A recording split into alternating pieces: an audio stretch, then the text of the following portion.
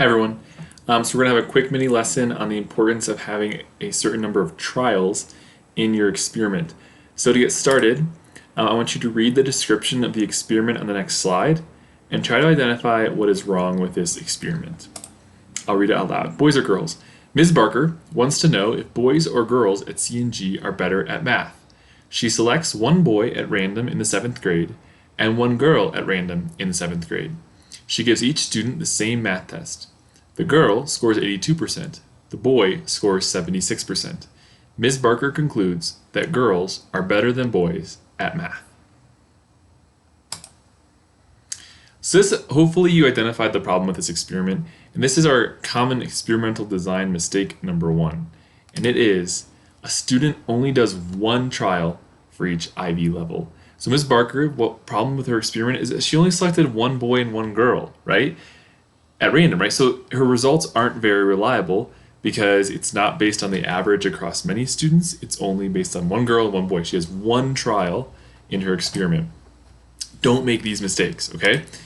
In order to increase the accuracy of your results, it's important to do multiple trials for each IB level. For example, if you're timing how long it takes the water to boil with the lid on and with the lid off to see how they compare. First, time how long it takes the water to boil it with the lid on, but do it 3 times, okay? And then let's say the first one took 1 minute and 20 seconds, the second one took 1 minute and 40 seconds, the third one took 1 minute and 15 seconds. Then average those times, and that becomes your data for how long it takes the water to boil with a lid on, the average of those 3 times. So add them up, divide by 3 in this case.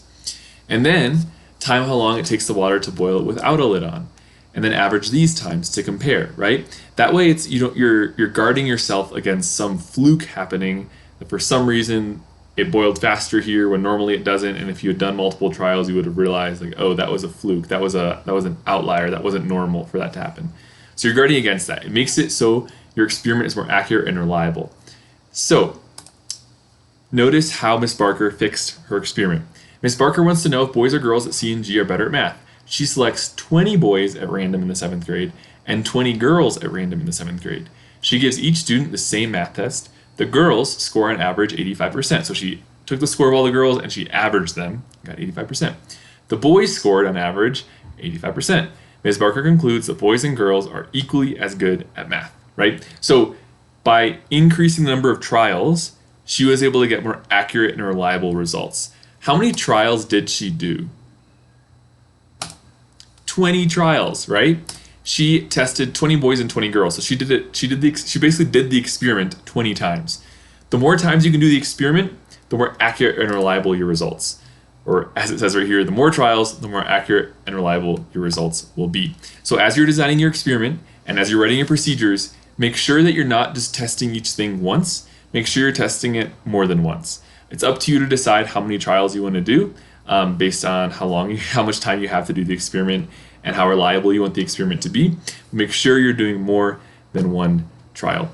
Thanks, guys.